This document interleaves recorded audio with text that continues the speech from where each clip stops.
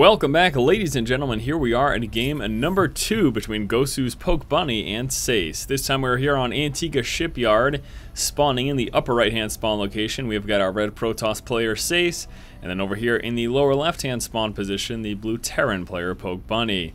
So let's talk about last game momentarily. Pokebuni opened up with that 1 Rax expand.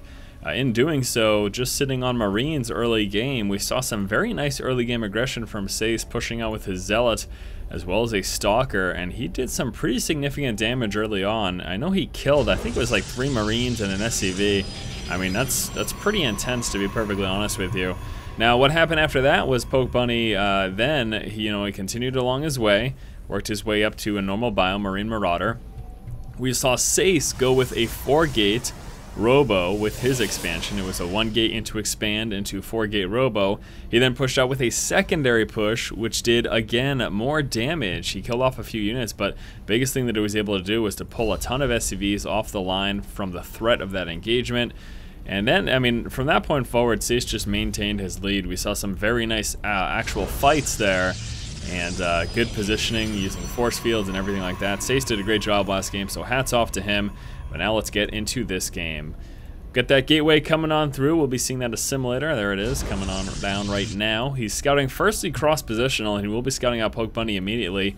Pokebuni again building nice and tight, very close to that mineral patch. Gonna delay and prevent any harass from being too effective, and also get him right back to mining as soon as he's done with this. Maybe going 1 Rax expand again. Looks like he will be, as he's got no refinery yet. Usually that's coming at around 13 supply. You can see he's at 15. He's pulling a ton of resources. We're going to see a Marine and an Orbital Command, which will drop that back down, but shortly thereafter we should be seeing that expansion come on down. There you go, SCV Scout moving on across. Now the Probe Scout is in the main, trying to be a nuisance there. Actually getting a couple of shots off there and some SCVs. Unfortunately, he's got to worry about those getting a surround on him. Decides to pull out. We also have that Marine coming on through, so wants to make sure he gets away from that as well. Now he knows what's coming, there's no question about that, and nicely placed pylon delaying this expansion.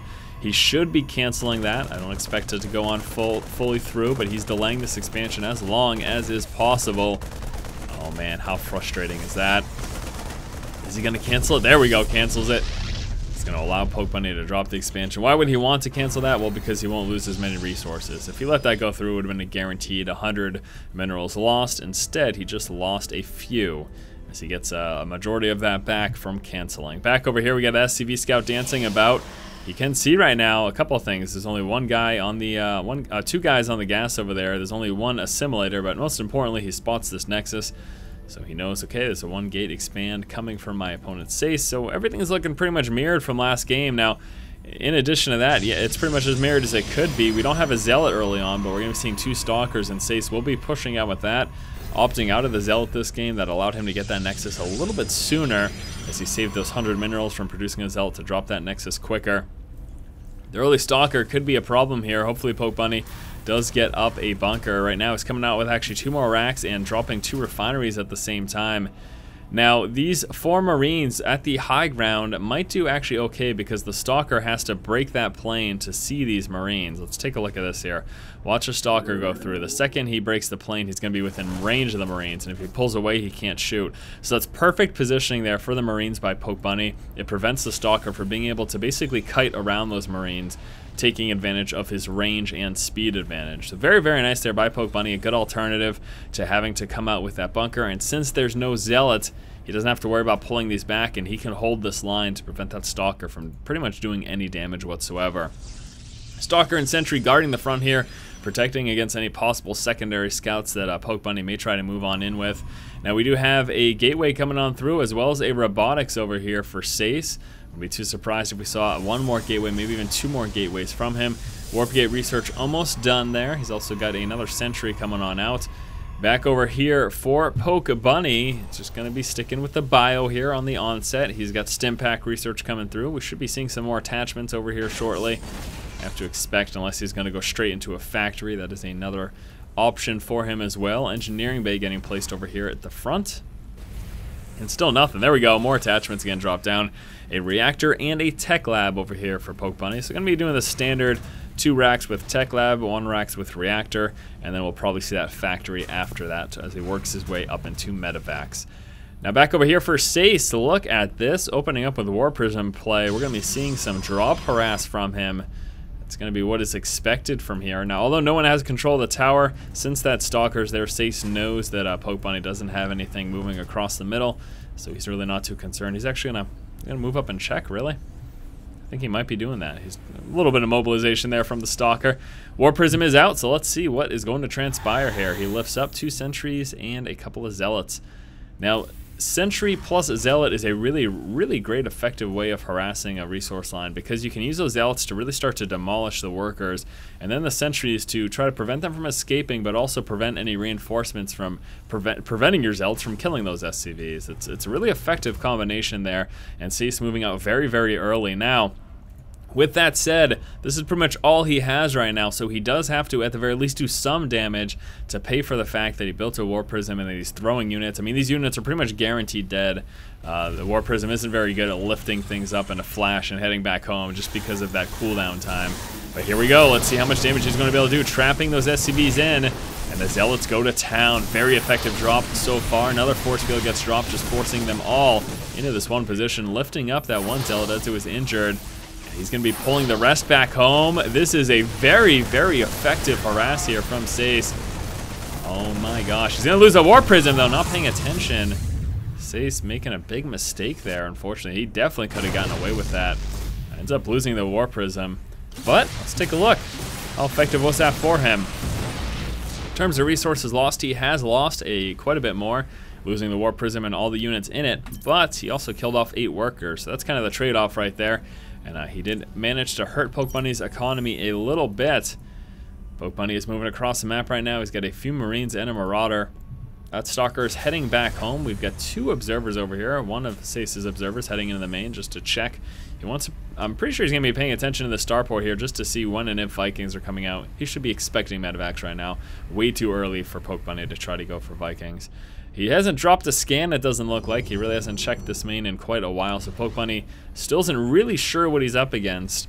He does know, however, that there's likely no High Templar in play or Colossus, or if there are Colossus, they're going to be significantly delayed because of that drop. And that's the thing, when you do a drop like that, the rest of your tech gets delayed. The decision to go Robo right into a War Prism does delay any other possible tech for you. And we do have a Dark Shrine actually coming out. That's going to be placed right over here. Some 1-1 upgrades, researching, also Charge Zealot upgrades coming out. So SaSe is working his way up to some very strong and significant tech. Here comes a push from Pokebuni. SaSe does have eyes on this with the Observer, so he knows what's coming and where it is. Just see if he can buy himself some time here. He's gonna need a Force Field, and there it is. Force Field goes down. Stimmed, all these stimmed units in the back doing no damage right now, as they're just way too far to range due to that Force Field wall. Excellent job there by SaSe, but there's still a lot of bio left. That's going to be threatening to push up there very shortly. We've got some bio there in the high ground as well. Another beautiful force field wall as he's getting another warp-in of Zealots there to move right on up and just tear through that bio. And now there's just a few left, and another warp-in should mean that SaSe is going to be okay. He's got this expansion up. Unfortunately, Pokebuni is really not likely to do too much damage to that. SaSe, excellent defense there. Excellent defense indeed. Beautiful use of those force fields, and again, that's a huge problem as a Terran player when you try to fight on any sort of choke point like this, any sort of ramp or narrow passageway where you can deal with force field walls. It's really going to hurt your ability to be effective, especially if they position their units properly. You can see SaSe managed to keep a majority of his units out of the range of all the bio that was on the opposite side of that force field wall. So great job there. SaSe defends, has up a third, and he's getting that saturated right now. Now Pokebuni also working his way up to a third, and he's got SCVs transferring on over. So they're going to be getting that third, both of them getting that third saturated at roughly the same time. Taking a look at the resources lost against SaSe, still quite a bit behind. He's starting to get some pretty massive and impressive tech out though. Charge Zealot upgrade finished. 1-1 level 2-2 weapons upgrades coming through as 1-1 is now done. And we got that Dark Shrine. I don't know if we have any DT yet. No, it doesn't look like any DT are in play. We got 2 DT in play, but they're not doing any damage yet. 1 DT there. He hasn't gotten any kills. And that's an Observer. Where's the other DT? I have no idea. He's got 2 DT in play. I only see 1 moving across the map, though. Just that one. I'm a little perplexed. I don't even know where that other one is. Why is he anywhere but trying to be offensive right now. Now we do have a turret up here, so that's going to make it very difficult for those DT to be too effective. That DT grabbing the tower, though. Very nice scouting, so we can see this coming. He's going to be actually pulling back with that, trying to use that in the engagement here. SaSe moving on down to try to make sure he can defend that third. Pulling almost all of his units over there. More and more Zealots. Remember, these are charged Zealots.